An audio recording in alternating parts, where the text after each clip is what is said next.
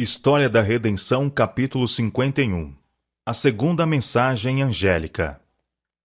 As igrejas que recusaram receber a primeira mensagem angélica rejeitaram luz celestial. A mensagem foi misericordiosamente enviada para levá-los a ver sua verdadeira condição de mundanismo e afastamento e para buscarem o preparo para o encontro com o Senhor.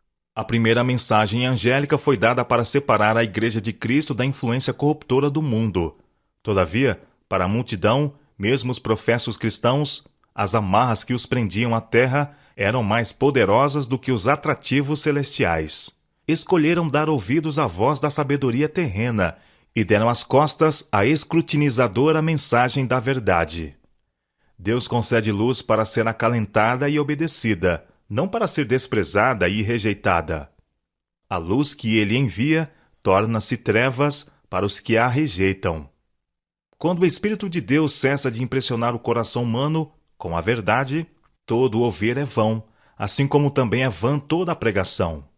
Quando as igrejas repeliram o conselho divino, ao rejeitarem a mensagem do advento, também o Senhor as rejeitou.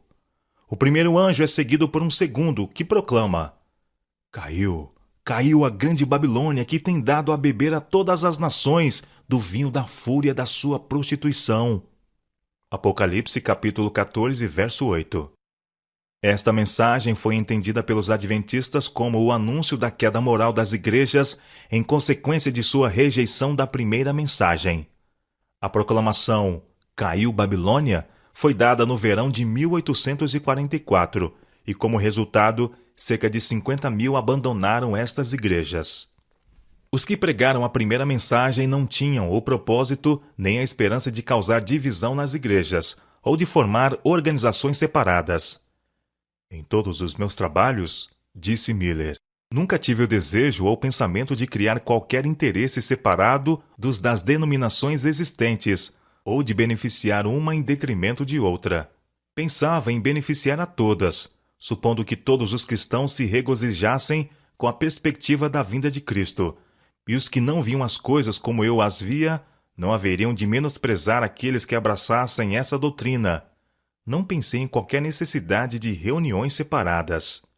Todo o meu objetivo se concentrava no desejo de converter almas a Deus, santificar o mundo do juízo vindouro e induzir meus semelhantes a fazer o preparo de coração que os habilitaria a encontrar-se com seu Deus em paz. A grande maioria dos que se converteram pelos meus trabalhos uniram-se às várias igrejas existentes. Quando pessoas vinham a mim para inquirir-me quanto a seu dever, eu sempre as mandava ir para onde se sentissem em casa.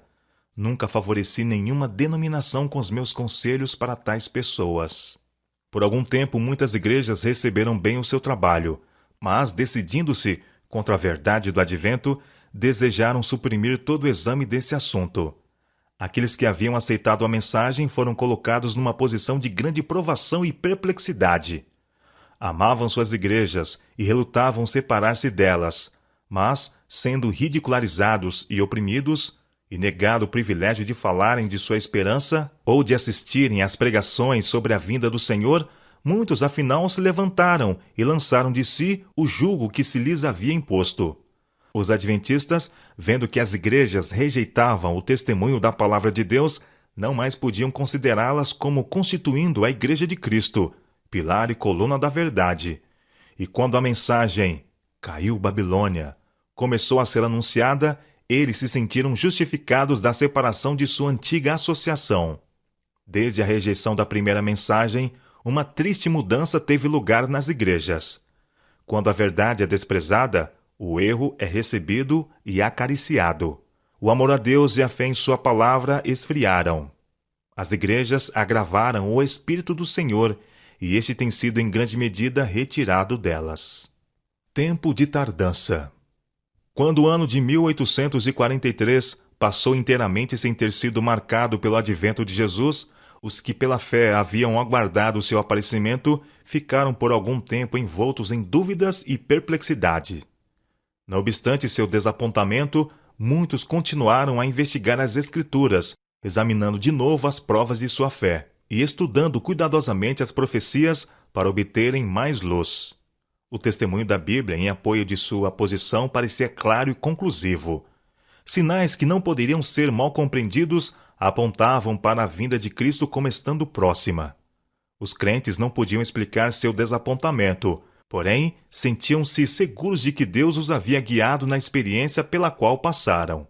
Sua fé foi grandemente fortalecida pela aplicação direta e poderosa das passagens que se referiam a um tempo de tardança.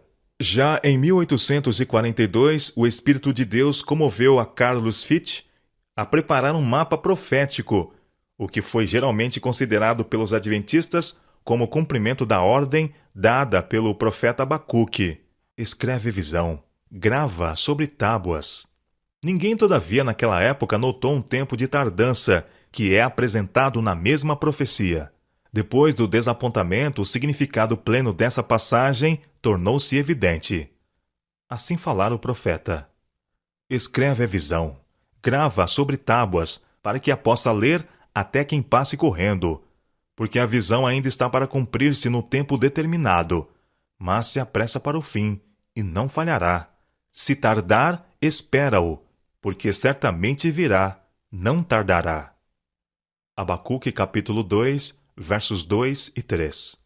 Os que esperavam se regozijaram, crendo que aquele que conhece o fim desde o princípio havia olhado através dos séculos e, prevendo-lhes o desapontamento, lhes dera palavras de ânimo e esperança. Não fossem essas porções da Escritura, mostrando que eles estavam no caminho certo, sua fé teria falhado naquela hora de prova. Na parábola das 10 virgens de São Mateus, capítulo 25, a experiência dos adventistas é ilustrada com os incidentes de um casamento oriental. Então o reino de Deus será semelhante a 10 virgens, que, tomando as suas lâmpadas, saíram a encontrar-se com o noivo. E tardando o noivo, foram todas tomadas de sono e adormeceram. O movimento que se espalhou sobre a proclamação da primeira mensagem correspondeu à saída das virgens, enquanto a passagem do tempo de expectação e desapontamento e a demora são representados pela tardança do noivo. Depois que o tempo definido passara, os verdadeiros crentes ainda estavam unidos na crença de que o fim de todas as coisas estava às portas. Mas logo tornou-se evidente que eles estavam perdendo, em alguma medida, seu zelo e devoção, e caindo no estado denotado na parábola pelo adormecimento das virgens durante o tempo de tardança. Por esse tempo começou a aparecer o fanatismo.